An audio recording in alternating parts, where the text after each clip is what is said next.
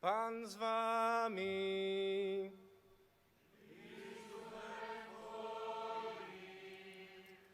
Zakończenie Ewangelii według świętego Łukasza.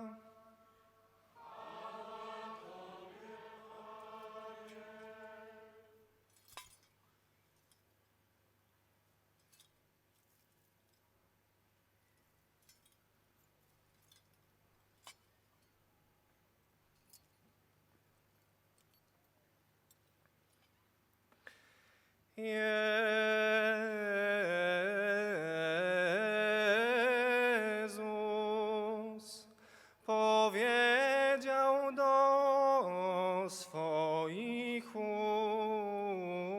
uczniów: tak jest napisane, Mesjasz będzie cierpiał i trzeciego dnia zmartwychwstanie. W imię Jego głoszone będzie nawrócenie i odpuszczenie grzechów wszystkim narodom, począwszy od Jerozolimy. Wy jesteście świadkami tego. Oto ja ześlę na was obietnicę mojego Ojca. Wy zaś pozostańcie w mieście, aż będziecie uzbrojeni mocą z wysoka.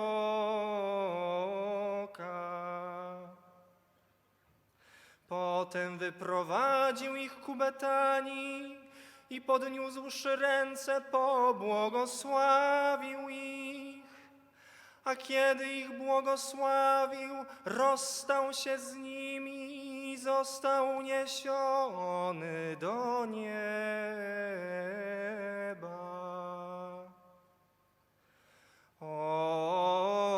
Oni zaś oddali mu pokłon i z wielką radością wrócili do Jerozolimy, gdzie stale przebywali w świątyni, wielbiąc i błogosławiąc Boga. Oto słowo Pańskie.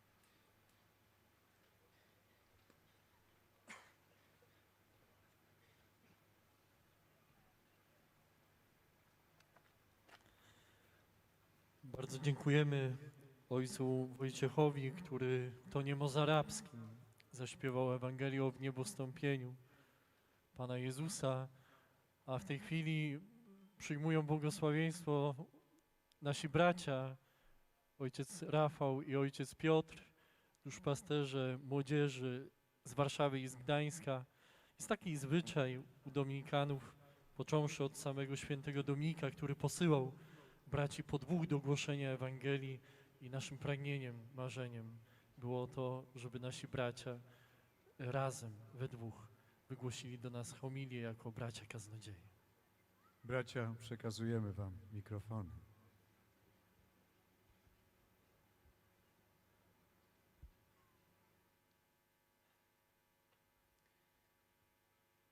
Było ich dwóch, ubrani na biało. Pojawili się nie wiadomo skąd. Nikt ich nie znał, a sami też się nie przedstawili. Nie argumentowali, nie przekonywali.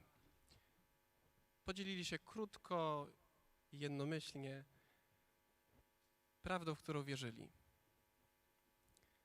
Mężowie galilejscy, dlaczego wpatrujecie się w niebo? Ten Chrystus, którego widzieliście wstępującego, on tak samo wstąpi, powróci. Zupełnie jakby mówili, przecież wy znacie prawdę. Wy wiecie, jak jest. Wy wiecie, że to jest prawda. Nas też jest dwóch. Nieważne skąd jesteśmy, nieważne z kim jesteśmy. Ojciec Mateusz nas przedstawił, ale to nie ma żadnego znaczenia. Nie znamy większości z was, wy nas nie znacie, ale nie jesteśmy tu wszyscy przypadkiem. My też jesteśmy ubrani na biało. Jest jedna duża różnica między nimi a nami. Oni na pewno byli spokojni, a my jesteśmy strasznie zestresowani. Ale też chcemy podzielić się tylko jedną rzeczą.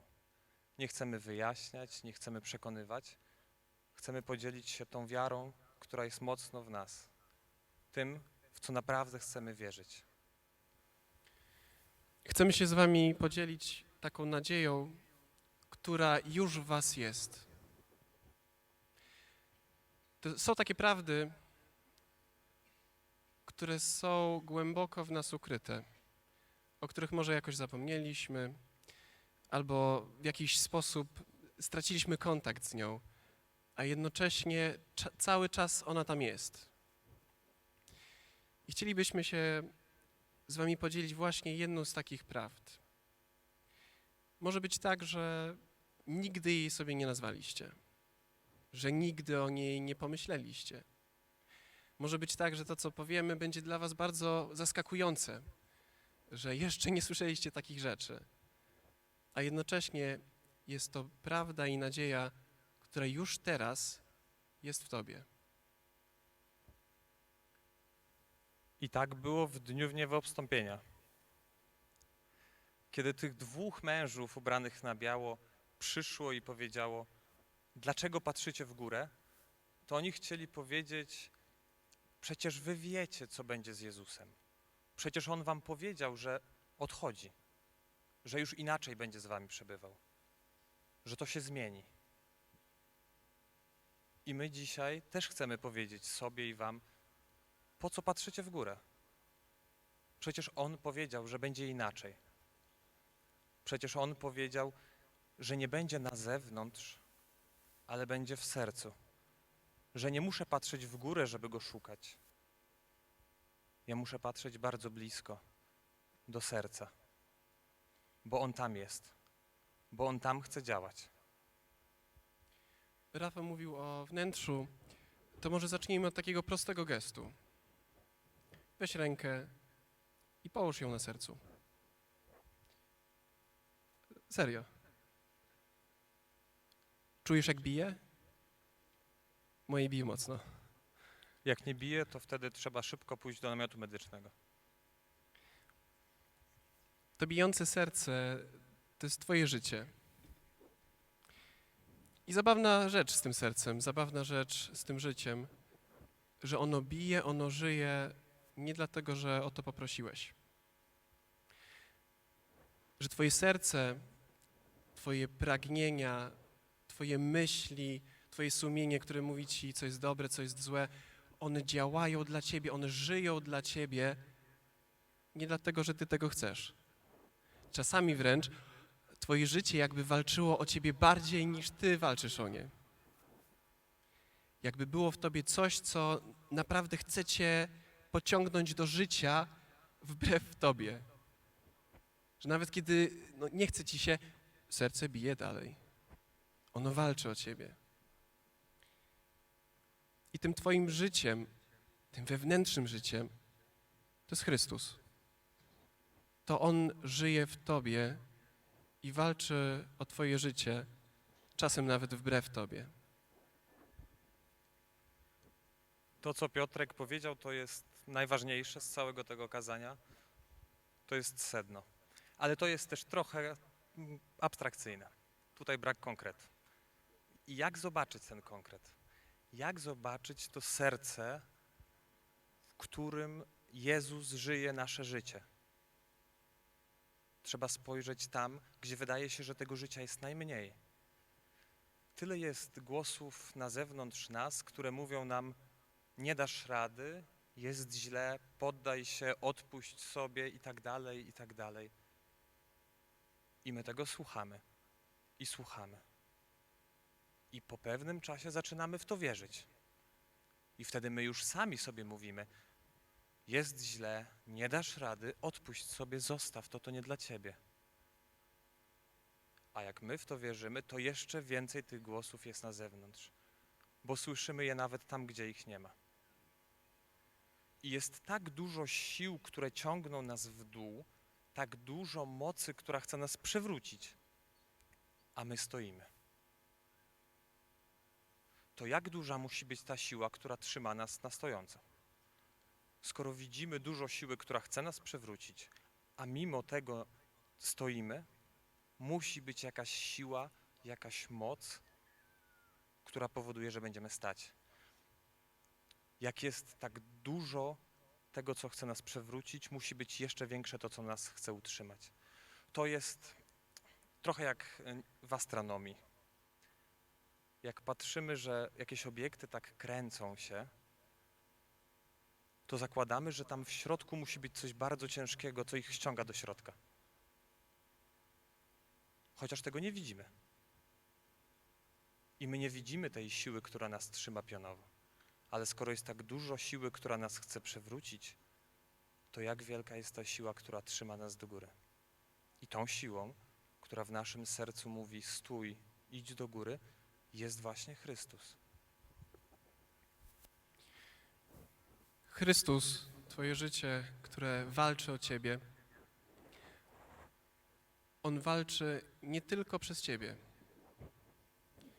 Pomyślcie sobie, ile razy było tak, że staliście, tak symbolicznie, że staliście nie dlatego, że Wy mieliście siły, ale tylko dlatego, że ktoś stał obok i Cię trzymał i nie pozwolił Ci upaść.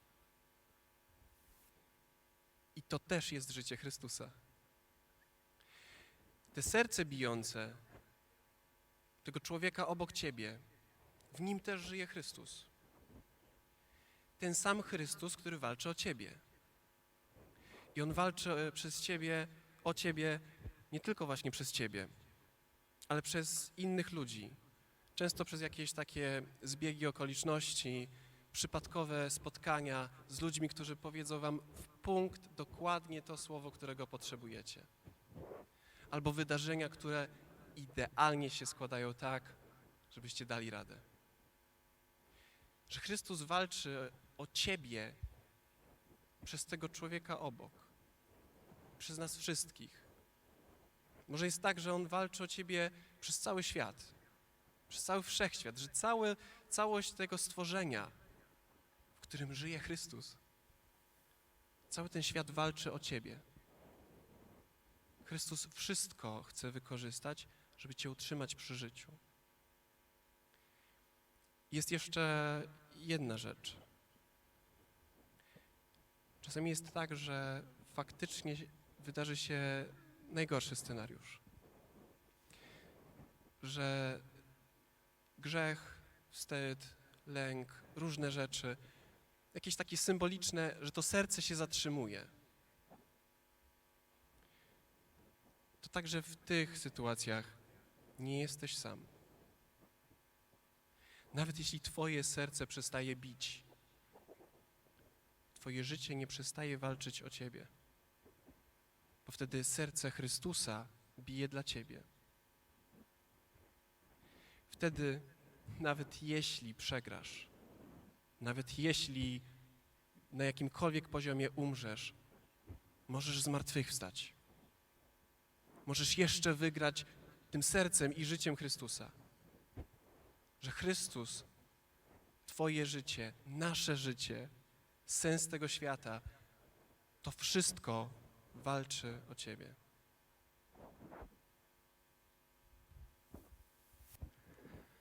Tuż przed rozpoczęciem tej Eucharystii ksiądz arcybiskup Stanisław zapytał nas, czy skoro jest nas dwóch, to czy będziemy się kłócić. I kto nas zna, to wie, że to tak zazwyczaj się kończy, Tak że się zwykle. pokłóci. I tak było w czasie przygotowania kazania. Ale to, co chcemy dzisiaj powiedzieć, to, co próbowaliśmy wam powiedzieć i sobie, o to się nie można pokłócić. Co do tego na pewno będziemy jednomyślni. Kiedy było w niebo wstąpienie, tych dwóch mężów w bieli powiedziało do apostołów, dlaczego patrzycie w górę? Mogli tak powiedzieć, bo przecież apostołowie mieli pusty grób, mieli 40 dni spotkań. Oni wiedzieli, że Jezus żyje i że Jezus ich kocha. I my dzisiaj mamy przekonanie, że możemy powiedzieć wam, dlaczego patrzycie w górę. Nie potrzebujecie pustego grobu, nie potrzebujecie 40 dni spotkań z Jezusem.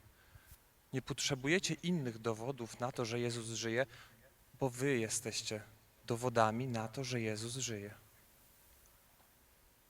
Każdy z was jest dowodem na to, że Jezus żyje. Ty wiesz, że On żyje. Ty wiesz, że On cię kocha.